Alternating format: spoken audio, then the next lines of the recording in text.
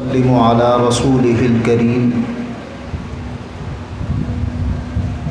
أما بعد أعوذ بالله من الشيطان الرجيم بسم الله الرحمن الرحيم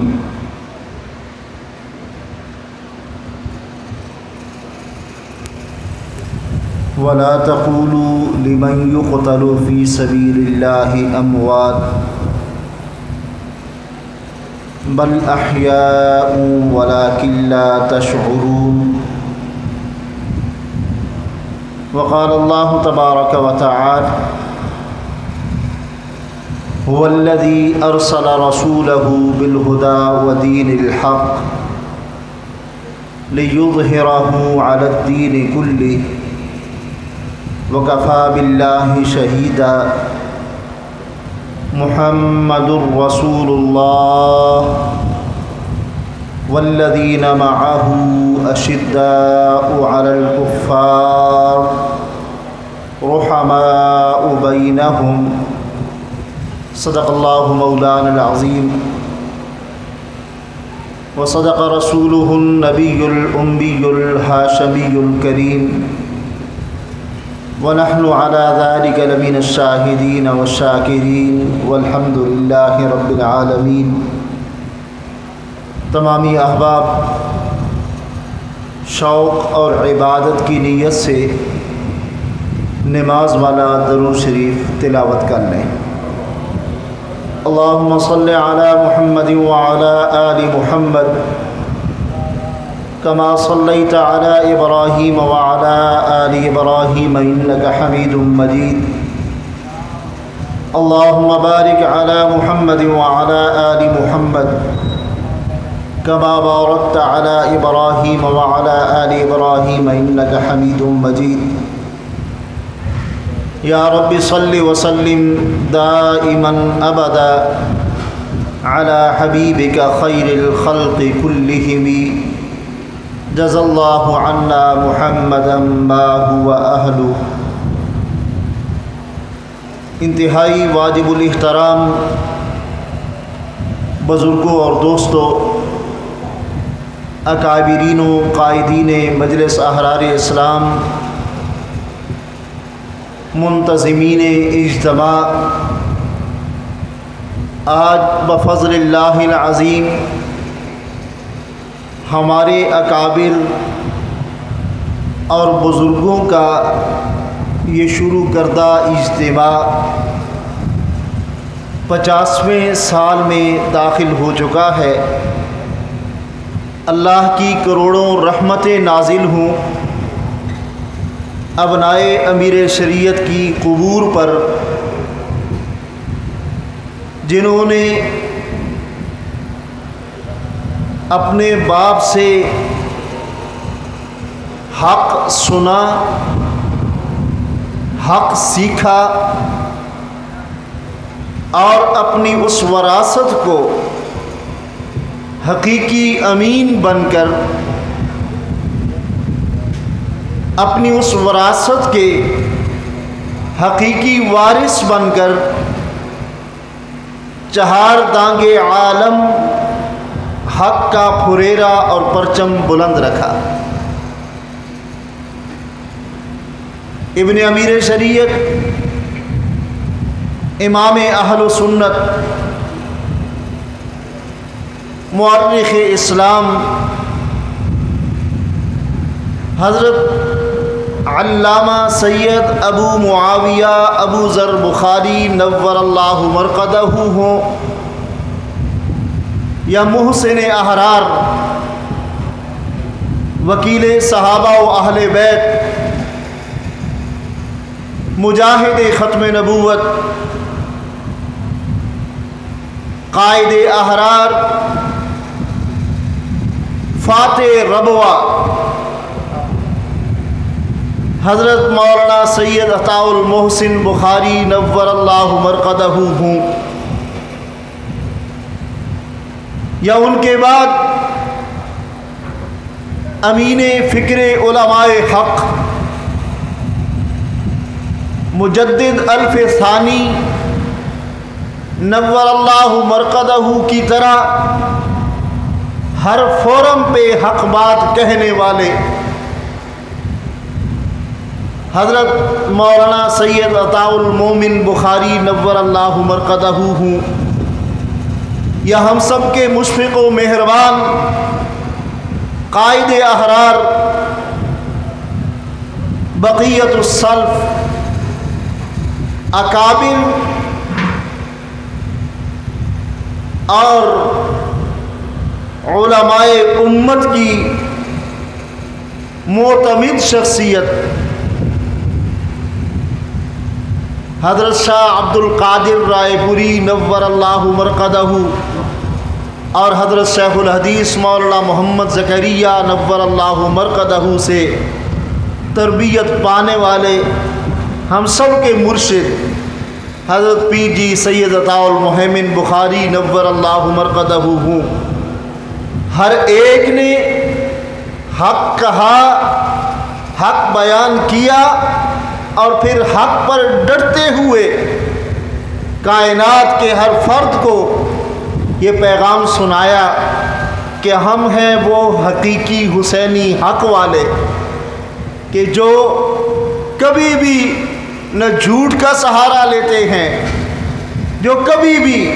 نہ دجل و فریب میں پھنستے ہیں، نہ کسی کو پھنسانے کی کوشش کرتے ہیں۔ ہمارے آباء و اجداد کا وتیرہ حق رہا ہے اور ہم نے حق پہ زندگی گزارتے ہوئے ہمیشہ حق کہا ہے۔ یہ 50 سالہ مجلس ذکر حسین آپ کیا سمجھتے ہیں؟ یہ 50 سال یوں ہی گزر گئے؟ ان 50 سالوں میں ابو معاویہ ابو ذر بخاری کو کچھ نہ کہا گیا؟ ان 50 سالوں میں عطاء المحسن بخاری کے ساتھ کچھ نہ ہوا؟ ان 50 سالوں میں عطاء المومن بخاری یوں ہی اس دنیا سے چلے گئے؟ ان 50 سالوں میں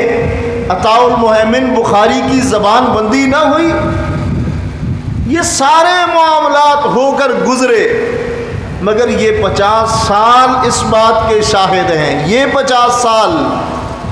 جو یہاں کے اس مجلس تذکرہ حسین اور مجلس ذکر حسین کے ہیں، یوں تو یہ 1400 سال کی آبا کی تاریخ ہے۔ میں بات کر رہا تھا کہ یہ سٹیج، یہ ممبر، یہ مقام اور یہ جگہ حق والوں کی ہے اور یہاں ہمیشہ حق کہا گیا ہے اور اس کے ورثاء نے ہمیشہ اپنے آپ کو حق کے ساتھ وابستہ رکھا ہے۔ حضرات محترم، مجلس ذکر حسین کا انعقاد ہر سال کی طرح اس سال بھی آب و تاب کے ساتھ ہو رہا ہے، اور وہ گزر گئے جو موجود ہیں بفضل اللہ وہ بھی اپنے ہاتھوں میں حق کا علم لیے ہوئے میدان عمل میں ہیں۔ ہمارا پورا اعتماد، پورا یقین، ہماری جوانیاں، ہمارے وجود، ہماری زندگیاں ان کے ساتھ، ان کے مشن پر قربان ہیں جو ذمہ داری قائد احرار حضرت مولانا سید محمد کفیل بخاری دامت برکاتہم العالیہ کو عطا کی گئی اور جس پیغام حق کو اب وہ لے کر چل رہے ہیں۔ حضرات محترم، ان ابتدائی چند باتوں کے بعد آئیے اس عنوان کی طرف چند لمحات کچھ نگاہ ڈالتے ہیں، کچھ بات کرتے ہیں۔ سیدنا حسین رضی اللہ تعالی عنہ ہمارا ایمان ہے۔ کیا ہے بھائی؟ زور سے بولیں، کیا ہے؟ ہمارا ایمان ہے۔ اور کیا کوئی ایمان کو چھوڑ سکتا ہے؟ کوئی ایمان کے ساتھ غداری کر سکتا ہے؟ کوئی ایمان سے پیچھے ہٹ سکتا ہے؟ جب ایمان سے غداری ادنا سے ادنا مسلمان نہیں کر سکتا تو جو خون حسین ہو،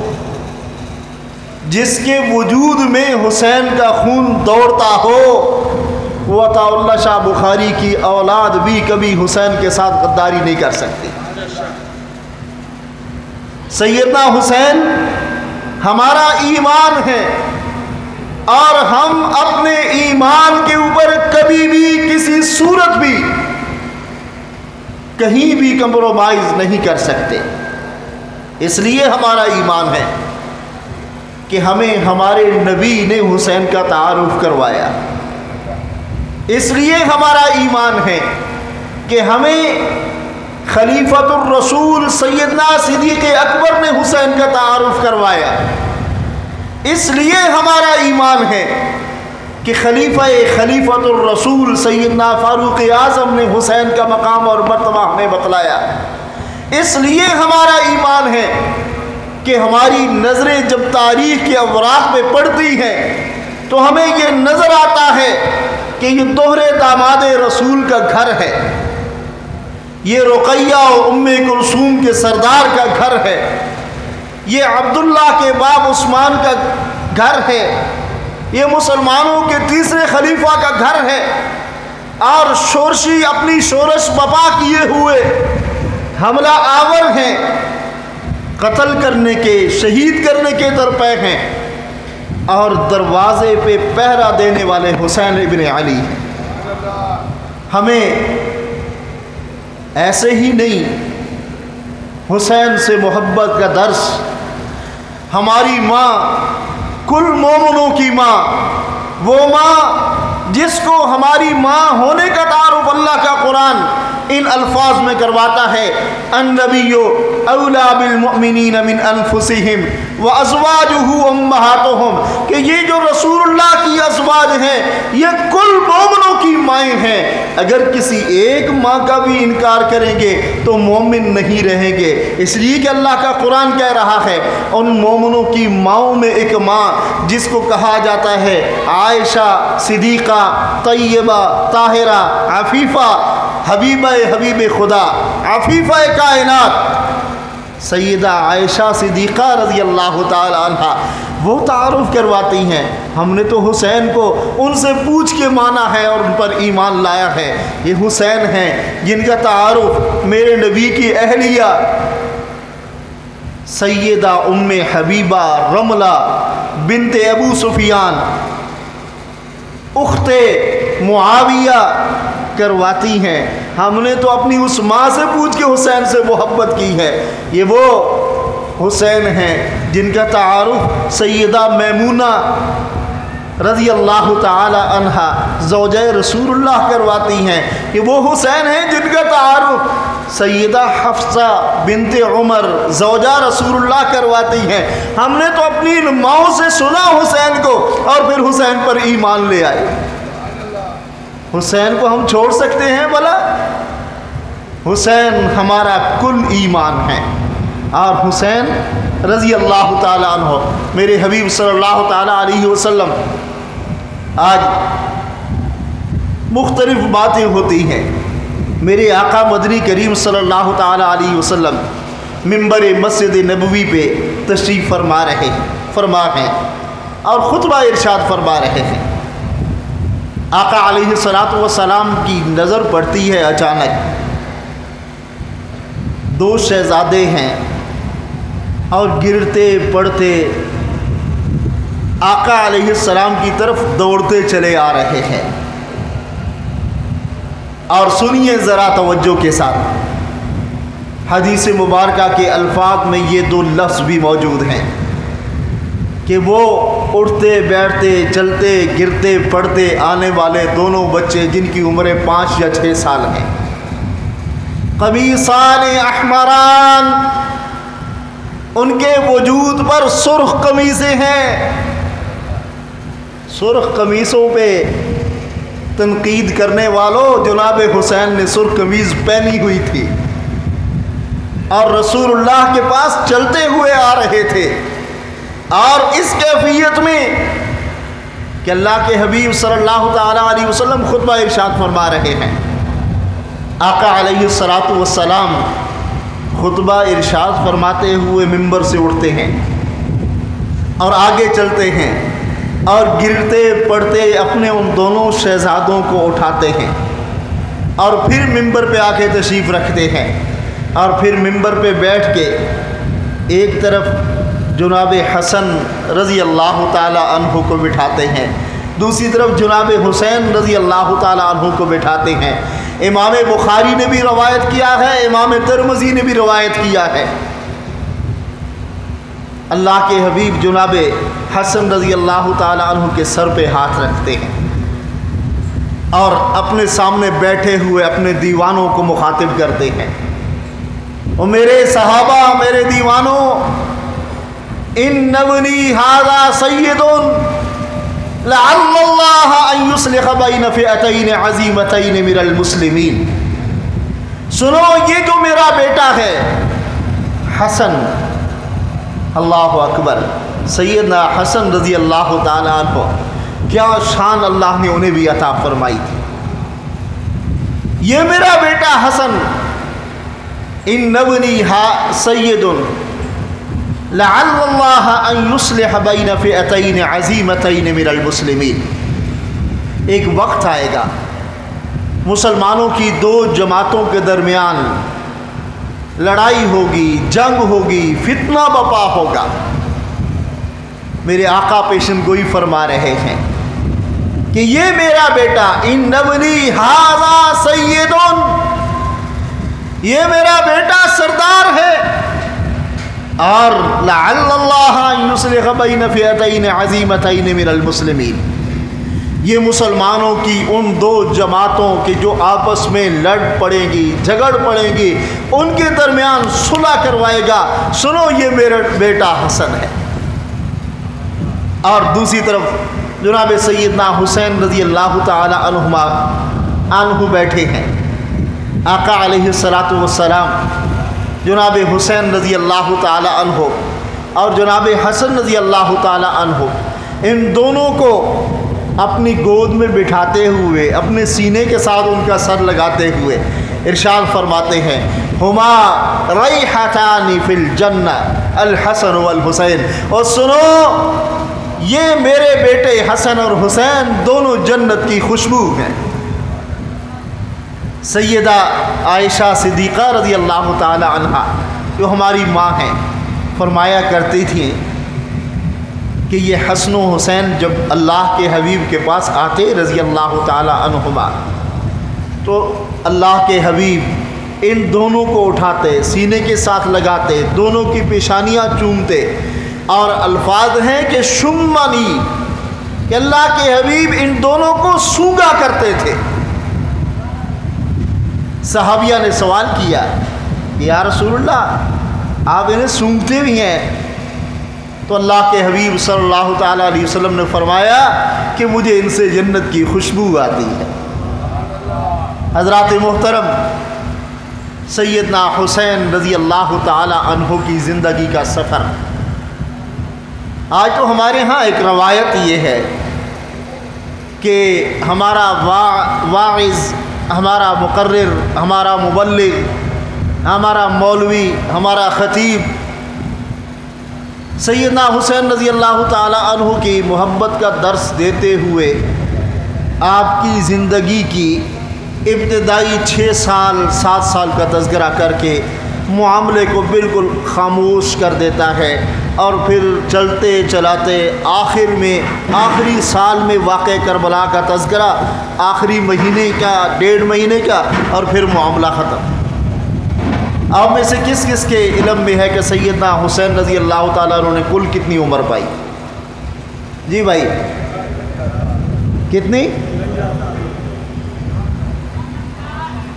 کتنی بھائی؟ 57 جی 57 سال۔ جب رسول اللہ صلی اللہ تعالی علیہ وسلم کا انتقال پرملال ہوا، 5 شوال سن 4 ہجری سیدنا حسین رضی اللہ تعالی عنہ کا یوم پیدائش یہ کتابوں میں لکھا ہے۔ 5 شوال 4 ہجری رسول اللہ صلی اللہ تعالی علیہ وسلم کا وصال مبارک ہوا 12 ربیع الاول 11 ہجری 4 اور 7 11۔ جب اللہ کے حبیب کا وصال ہوا تو سیدنا حسین رضی اللہ تعالیٰ عنہ کی عمر 7 سال تھی۔ جب سیدنا حسین رضی اللہ تعالیٰ عنہ کی شہادت ہوئی تو تب آپ کی عمر 57 یا بعض 58 لکھی ہے، 57 یا 58، 57 پورے ہوئے، 58 کا سال شروع ہو گیا۔ اب میرا ایک سوال ہے کہ سیدنا حسین رضی اللہ تعالی عنہ نے رسول اللہ صلی اللہ تعالی علیہ وسلم کی معیت میں 7 سال گزارے۔ 7 سال میں اللہ کے حبیب نے جو ان کے مناقب اور فضائل بیان فرمائے، خطیب و واعظ، مقرر و ذاکر، یہاں تک کہ اکثر مصنفین انہی 7 سالوں کو تحریر میں لا کر اس کے بعد ہاتھ کھڑے کر لیتے ہیں۔ اب پوچھنا یہ ہے کہ رسول اللہ صلی اللہ تعالیٰ علیہ وسلم کے وصال ہو گیا، آقا علیہ السلام پردہ فرما گئے، اور حجرہ عائشہ جس کو جنت کا اعلیٰ مقام اللہ کے حبیب نے اپنی زبان سے خود فرمایا۔ آقا علیہ السلام کی صحیح حدیث ہے، فرمایا ما بین بیتی و منبری روضۃ من ریاض الجنہ۔ ما بین بیتی، میرے گھر سے میرے منبر تک یہ جو مقام ہے، کائنات ارضی و سماوی، دنیا و آخرت، جنتوں میں اعلیٰ جنت یہ حجرہ عائشہ ہے، اور یہ وہ مقام ہے جہاں میرے حبیب آرام فرما ہیں اور حبیب کے حبیبان آرام فرما ہیں، ابو بکر و عمر۔ کائنات میں اللہ کی جنتوں میں سب سے اعلیٰ جنت یہ حجرہ عائشہ ہے۔ آقا علیہ الصلوۃ والسلام کے وہاں پر آرام فرما ہو جانے کے بعد 2 سال 2 ماہ 10 دن آقا علیہ السلام کے خلیفہ بلا فاصل، خلیفۃ الرسول، منبر رسول اور محراب رسول کے پہلے وارث،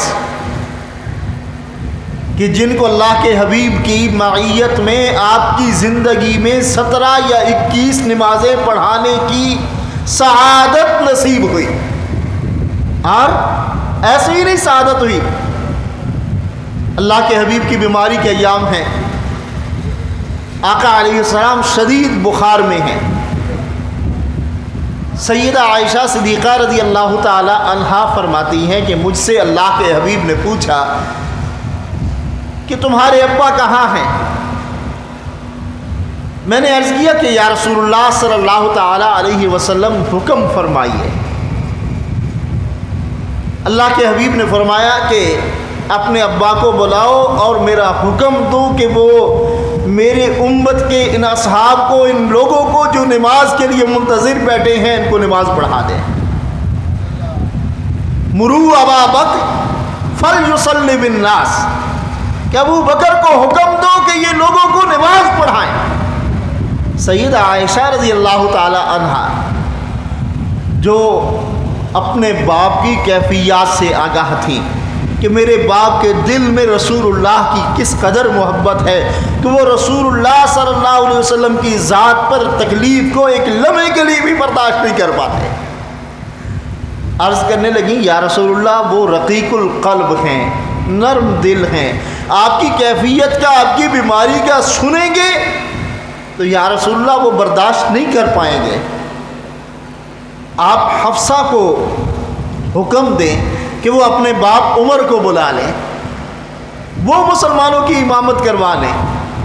اللہ کے حبیب صلی اللہ تعالی علیہ وسلم نے 2 باتیں ارشاد فرمائی۔ ایک بات تو یہ فرمائی کہ عائشہ میں تمہیں کہہ نہیں رہا کہ اپنے باپ ابو بکر کو میرا حکم سناؤ کہ وہ مسلمانوں کی امامت فرمائے،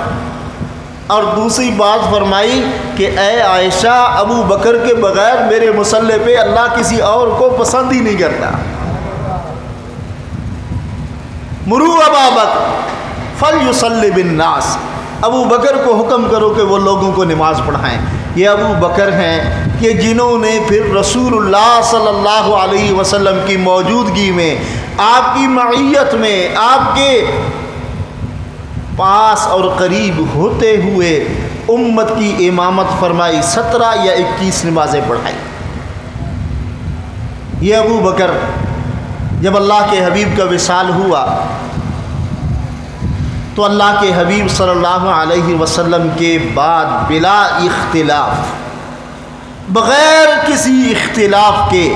جناب ابو بکر رضی اللہ تعالی عنہ کو مسلمانوں کا پہلا خلیفہ منتخب کر دیا گیا اور رسول اللہ صلی اللہ تعالی علیہ وسلم کے مصلی کا وارث و جانشین قرار دے دیا گیا۔ میرے نبی کے سارے صحابہ نے بیعت کی، میرے نبی کی تمام امہ جو ازواج تھیں، امہات المومنین، مسلمانوں کی مائیں، ان سب نے جناب ابو بکر پر اعتماد کا اظہار کیا۔ رسول اللہ کی ایک بیٹی زندہ تھیں، سیدہ فاطمہ رضی اللہ تعالی عنہا، ان کا بھی کوئی اختلاف نہیں تھا۔ رسول اللہ کے دور داماد جناب عثمان موجود تھے، انہوں نے بھی کوئی اختلاف نہیں کیا۔ رسول اللہ کے سسر جناب عمر موجود تھے، انہوں نے بھی کوئی اختلاف نہیں کیا۔ رسول اللہ صلی اللہ تعالیٰ علیہ وسلم کے داماد جناب حیدر کرار ابو الحسن والحسین موجود تھے، انہوں نے بھی کوئی اختلاف نہیں کیا، انہوں نے بھی بیعت کر لی۔ جناب امیر المومنین خلیفۃ المسلمین نے بیعت کے بعد منکرین زکوٰۃ کے خلاف جہاد کیا، منکرین ختم نبوت کے خلاف جہاد کیا، مرتدین کے خلاف جہاد کیا۔ جناب علی المرتضیٰ رضی اللہ تعالی عنہ جناب سیدنا ابو بکر کی معیت میں ان تینوں جنگوں میں شامل رہے۔ یمامہ کے میدان میں جو قافلہ روانہ کیا، سیدنا علی رضی اللہ تعالیٰ عنہ کی پوری مشاورت ساتھ رہی۔ منکرین زکوٰۃ کے خلاف جو جنگ کی، سیدنا علی کی پوری مشاورت شامل رہی۔ مرتدین کے خلاف جو لشکر روانہ کیا، جو ان کے خلاف جہاد کیا، جناب سیدنا علی المرتضیٰ کی پوری معیت، پوری مشاورت شامل رہی۔ اب یہ حسنین کریمین دونوں، اگر رسول اللہ کے وصال کے وقت سیدنا حسن رضی اللہ تعالیٰ عنہ کی عمر 8 سال تھی تو سیدنا حسین کی عمر 7 سال ہوگی،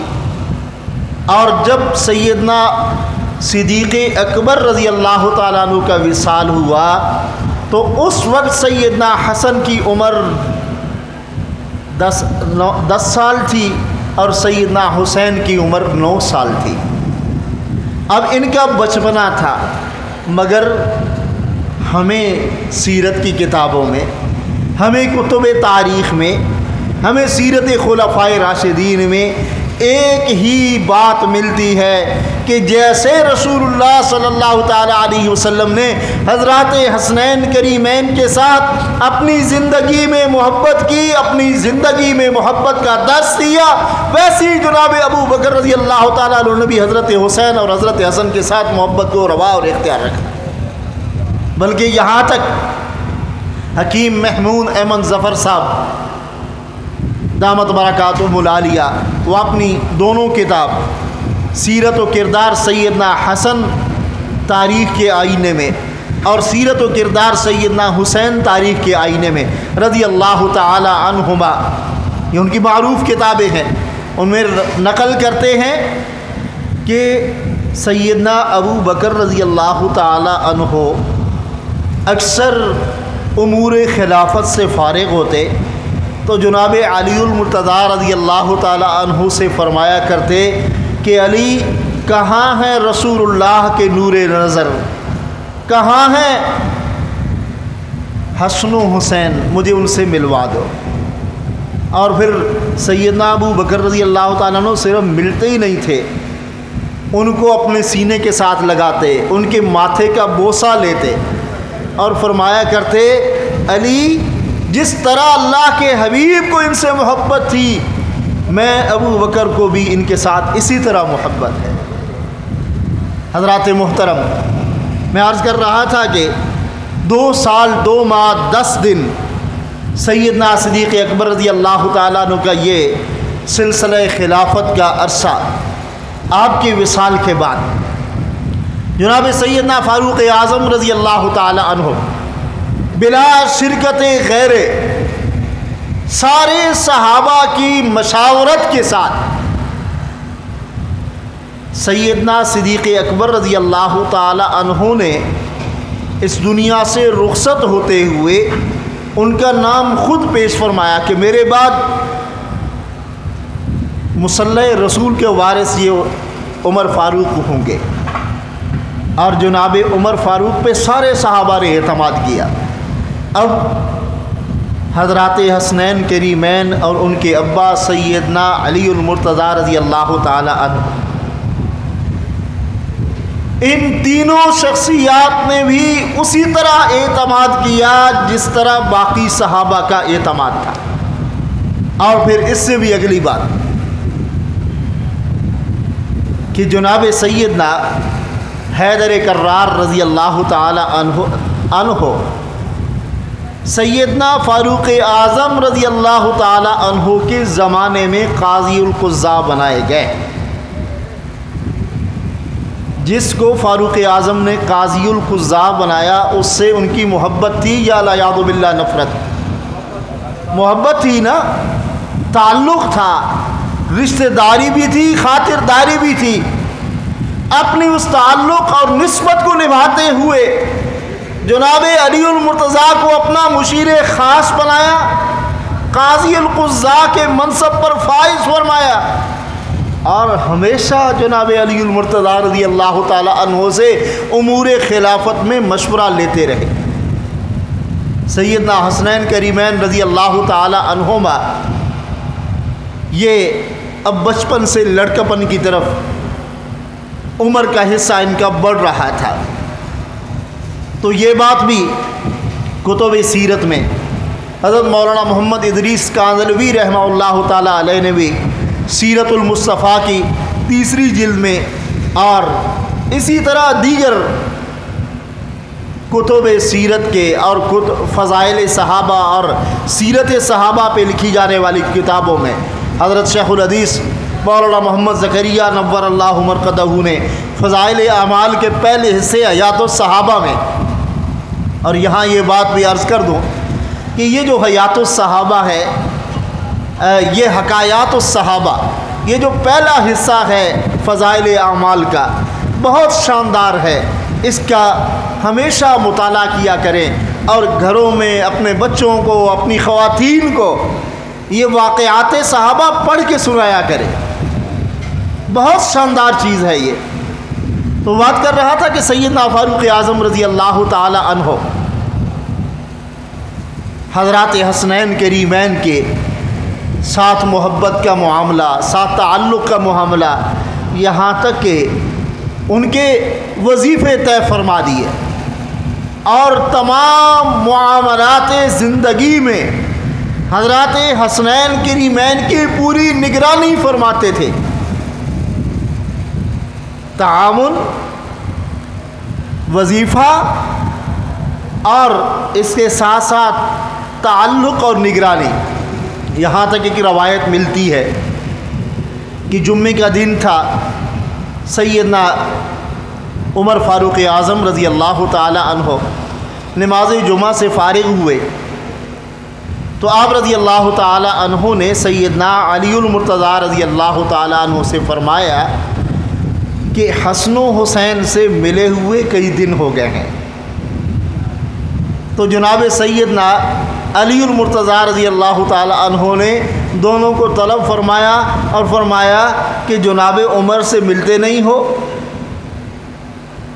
تو جب ملنے کے لیے آگے بڑھے تو سیدنا عمر کھڑے ہو گئے اور سینے کے ساتھ لگایا اور پیشانی کو چوما اور فرمایا کہ حسن اور حسین سے مل کر مجھے محمد الرسول اللہ صلی اللہ علیہ وسلم سے ملنا اور ان کی خوشبو کا سونگھنا یاد آ گیا ہے۔ تو حضرات محترم، بات کو تکمیل کی طرف لے جاتے ہوئے، یہ اب بات چھیڑ بیٹھا ہوں تو بہت پھر آخر میں لمبا ایک سلسلہ، تو اس کو اختصار کے ساتھ، سیدنا حسین رضی اللہ تعالی عنہ کے ساتھ صحابہ نے محبت کی اور محبت کا حق ادا کیا۔ کسی ایک صحابی کو بھی آپ سے اختلاف نہیں تھا، کسی ایک صحابی کے ساتھ بھی آپ کی کوئی مخاصمت اور جنگ کا سلسلہ نہیں تھا، یہاں تک کہ سیدنا عثمان رضی اللہ تعالی عنہ اور پھر سیدنا حیدر کرار رضی اللہ تعالی عنہ اور پھر سیدنا معاویہ بن ابی سفیان رضی اللہ تعالی عنہ، اور معاویہ رضی اللہ تعالی عنہ کے 20 سالہ دور خلافت کے اندر کوئی ایک موقع بھی نہیں ملتا کہ سیدنا حسن رضی اللہ تعالی عنہ 49 ہجری تک زندہ رہے۔ 49 ہجری میں سیدنا حسن رضی اللہ تعالی عنہ کا انتقال ہوا۔ سیدنا معاویہ کی خلافت کے 10 سال یا 9 سال گزر چکے تھے،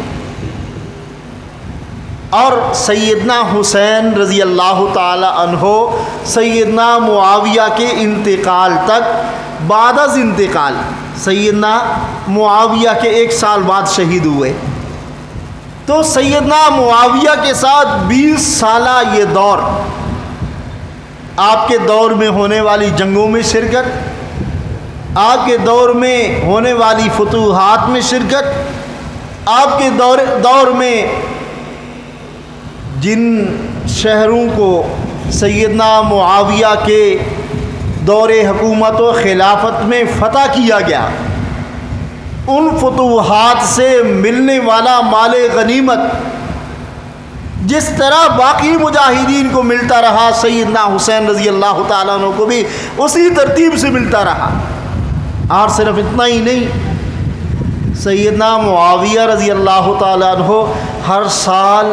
6 لاکھ دراہم یا دنانیر حضرات حسنین کریمین رضی اللہ تعالی عنہما کے لیے بطور وظیفہ بھیجا کرتے تھے۔ اور کسی نے آ کر سیدنا معاویہ رضی اللہ تعالی عنہ کو اس بات کی شکایت کی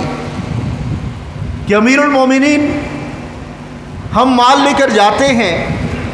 اور سیدنا حسن رضی اللہ تعالی عنہ شام ہونے نہیں پاتی کہ وہ سارے کا سارا تقسیم کر دیتے ہیں۔ تو سیدنا معاویہ رضی اللہ تعالی عنہ مسکرائے اور فرمایا، وہ نواسے جو محمد الرسول اللہ کے ہیں، اللہ کے حبیب کے گھر کوئی چیز آتی تھی تو یہ ہو ہی نہیں سکتا تھا کہ وہ ایک دن سے دوسرا دن ہو جائے۔ اور یہی صورتحال سیدنا علی اور سیدہ فاطمہ سلام اللہ تعالی علیہا کی تھی۔ کوئی چیز آ گئی، فوراً اللہ کے راستے میں خرچ کر دی، فوراً تقسیم کر دی۔ تو اس قاصد نے کہا کہ سیدنا حسن رضی اللہ تعالی عنہ جو کچھ آپ بیچتے ہیں وہ سارے کا سارا تقسیم کر دیتے ہیں۔ تو سیدنا معاویہ رضی اللہ تعالیٰ عنہ نے جواب میں فرمایا کہ بھائی سنو، حسن تقسیم کرتے رہیں گے اور ہم دیتے رہیں گے۔ اللہ نے ہمیں مال دیا ہی حسن کو دینے کے لیے ہے، اور حسن کو ہم دیتے ہیں، وہ تقسیم کرتے ہیں۔ تو حضرات محترم، یہ صحابہ و اہل بیت جو تھے، آج حفوات بکی جاتی ہیں، وہ جی بنی ہاشم اور بنی معاویہ میں آپس میں مخاصمت تھی، وہ جی ان کی لڑائیاں تھیں، وہ جی ان کے فسادات تھے۔ یار ہمیں تو آپس میں رشتہ داریاں نظر آتی ہیں، ذرا دوسری آنکھ سے بھی دیکھ لو نا، مخالفت کی بجائے محبت بھی دیکھ لو نا۔ جہاں مخالفت تلاشتے ہو وہاں محبت کو تلاش کرو نا، وہاں تمہیں پتہ چلے گا کہ معاویہ اور رسول اللہ کی کیا رشتہ داری تھی، معاویہ اور ابو بکر کی کیا رشتہ داری تھی، معاویہ و عمر کی کیا رشتہ داری تھی، معاویہ و عثمان کی آپس میں کیا رشتہ داری تھی، معاویہ و علی رضی اللہ تعالی عنہما کی آپس میں کیا رشتہ داری تھی، معاویہ اور حسین کی آپس میں کیا رشتہ داری تھی، معاویہ و حسن کی آپس میں کیا رشتہ داری تھی، ذرا ان رشتہ داریوں کو بھی تو دیکھ لو نا۔ حضرات محترم، موضوع کھلتا جا رہا ہے اور میں اس کو اب بالکل وائنڈ اپ کرنا چاہ رہا ہوں۔ آخری بات کہ سیدنا حسین رضی اللہ تعالی عنہ، میں نے پہلے ایک جملہ کہا کہ ہمارا کیا ہے بھائی، ہمارا کیا ہے، ایمان ہے۔ آپ رضی اللہ تعالی عنہ کے ساتھ ہمارا ایمان وابستہ ہے، اور اس معاملے میں ہم کسی بدبخت کو اجازت نہیں دیں گے کہ جو ہمارے اور ہمارے اکابر کے ایمان پر تہمت لگائے، تنقید کرے، طعن کرے، اعتراض کرے۔ وہ خود اخبث تو ہو سکتا ہے، ہمارے ایمان پہ شک کرنا یہ اس کے اپنے ایمان پہ شک تو ہو سکتا ہے، وہ ہم سے محبت حسین کو نہیں چھین سکتا۔ اور 50 سال سے ہمارا یہ منبر، ہمارا یہ اجتماع، ہمارا یہ سٹیج، ہمارے یہ اکابر جو چار یہ جلال باقری قبرستان میں آرام فرما ہیں، اور جو یہاں اس چار دیواری کے اندر موجود ہیں، جو کچھ ہمارے اکابر نے کہا، عین الیقین حق الیقین، مجھے اعتماد ہے، آپ کو بھی اعتماد ہے۔ امیر شریعت کے چاروں بیٹوں نے جو حق گوئی کی، آپ سب اس کو حق مانتے ہیں۔ ہم نے، ہمارے بزرگوں نے یہ نعرہ لگایا کہ جناب علی بھی حق پر تھے، جناب معاویہ بھی حق پر تھے، ہم معاویہ و علی دونوں کو حق سمجھتے ہیں۔ ہمارے بزرگوں نے یہ بات فرمائی کہ جناب حسن بھی حق پر تھے، جناب حسین بھی حق پر تھے، ہم دونوں کو حق مانتے ہیں۔ آج مختلف ہیلوں بہانوں سے وہ کوشش کرنے والے کرتے رہیں گے، مگر یاد رکھیے کہ دار بنی ہاشم سے اٹھنے والے آواز یہ محبت و صحابہ اور محبت اہل بیت کی، محبت ازواج و آل رسول کی آواز ہے۔ اس آواز کو انشاءاللہ دبایا نہیں جا سکتا۔ ہم اپنے اکابر کے موقف کے اوپر، جو موقف امام اعظم ابو حنیفہ رحمہ اللہ سے لے کر حضرت امام اہل سنت حضرت مولانا سید ابو معاویہ ابو ذر بخاری رحمہ اللہ اور محسن احرار سید عطاء المحسن بخاری رحمہ اللہ کا تھا، وہی ہمارا موقف ہے، اور ایک منٹ کے لیے بھی ہم اس سے پیچھے نہیں ہٹ سکتے۔ اللہ کریم ہمارے اس مرکز کو قائم و دائم رکھے۔ اللہ کریم ہمارے اکابر کو کہ جو اس مشن کو لے کر آگے بڑھ رہے ہیں، دفاع ختم نبوت، دفاع صحابہ و اہل بیت کی آواز اٹھا رہے ہیں، اللہ ان کی زندگیوں کو دراز فرمائے۔ قائد احرار حضرت مولانا سید محمد کفیل بخاری کی زندگی میں اللہ برکتیں نصیب فرمائے، اللہ ان کے صحت و عافیت کی زندگی سے مالا مال فرمائے۔ اللہ کریم ان کا سایہ ہمارے سروں پہ قائم و دائم رکھے کہ وہ اس قافلہ حق کو لے کر میدان عمل میں نکلے ہوئے ہیں۔ الحمدللہ مجلس احرار اسلام اپنے ابتدائی ان امور پر، عقیدہ ختم نبوت، دفاع آل و اصحاب رسول اور دعوت اسلام، ان تینوں اہم امور پر اور دعوت اسلام کے ساتھ ساتھ کفالت نو مسلمین کا اہم فریضہ سر انجام دیتے ہوئے میدان عمل میں نکلی ہوئی ہے، اور انشاءاللہ ثم انشاءاللہ یہ احرار کا سرخ پرچم اور یہ احراریوں کے وجود پہ سجی ہوئی سرخ قمیص، نہ یہ قمیص کوئی اتار سکتا ہے، نہ اتروا سکتا ہے، نہ اس کے بارے میں افواہات بکتے ہوئے اپنی زبان کو کالا کرتے ہوئے اس پر کوئی تنقید کر سکتا ہے۔ یہ پرچم بھی ہم نے اکابر کی روایات کو اٹھایا، اور اکابر کی روایات کو اور ان کا امین سمجھتے ہوئے اٹھایا ہوا ہے، اور یہ قمیص بھی ہم نے انہی کی روایات کو مد نظر رکھتے ہوئے پہنی ہوئی ہے، اور انشاءاللہ ثم انشاءاللہ یہ پہنے رکھیں گے، یہ پرچم اٹھائے رکھیں گے۔ حضرت شیخ الحدیث مولانا سرفراز خان صفدر رحمہ اللہ تعالی علیہ کے بارے میں آخری بات مولانا زاہد الراشدی صاحب کی زبان سے یہ 2-3 دفعہ واقعہ سنا ہے، فرمایا کہ حضرت شیخ کی سرخ قمیض اب بھی ہمارے گھر میں موجود ہے اور شیخ کی کلہاڑی بھی ہمارے گھر میں موجود ہے۔ تو بھائی امام اہل سنت کے گھر میں آج بھی ان کا ورثہ سرخ قمیض موجود ہے، تو اس قمیض کو انشاءاللہ ہم نے زیب تن رکھنا ہے۔ 11 اور 12 ربیع الاول چناب نگر کا اجتماع، ہر فرد سرخ پوش ہو کر وہاں آئے۔ آج مجھ سے غلطی ہوئی ہے، چاہیے تو یہ تھا کہ ہم سب سرخ قمیصوں میں ہوتے، مگر خیر انشاءاللہ ربیع الاول کے اجتماع میں جس ساتھی کے پاس سرخ قمیض نہیں ہے وہ ابھی سے اہتماماً سلوا لے، اور چناب نگر میں یہ سرخ قمیض پہن کر زیب تن کر کے اس وردی کے ساتھ ملبوس ہو کے آپ سب حضرات نے تشریف لانا ہے۔ اس کی تیاری آج سے، بلکہ میں یوں کہتا ہوں کہ خون حسین سے وعدہ کرتے ہوئے کہ ہم نے رسول اللہ صلی اللہ علیہ وسلم کی ختم نبوت، نانا حسین کی ختم نبوت کے دفاع کے لیے میدان عمل میں نکلتے ہوئے قادیانیوں سمیت دیگر کفار کو دعوت اسلام دینے کے لیے مجلس احرار اسلام کے ساتھ وابستہ رہنا ہے اور اس سرخ ہلالی پرچم کو بلند رکھنا ہے۔ آخر میں میرے ساتھ یہ نعرہ لگائیں، ختم نبوت، ختم نبوت، ختم نبوت، عظمت صحابہ، عظمت اہل بیت، مجلس احرار اسلام، اکابرین مجلس احرار اسلام، امیر شریعت سید عطا اللہ شاہ بخاری، ابنائے امیر شریعت، قائدین مجلس احرار اسلام، ہمارے حسین پیارے حسین، واہ حسین واہ حسین، ہمارے حسین پیارے حسین، وما علینا الا البلاغ۔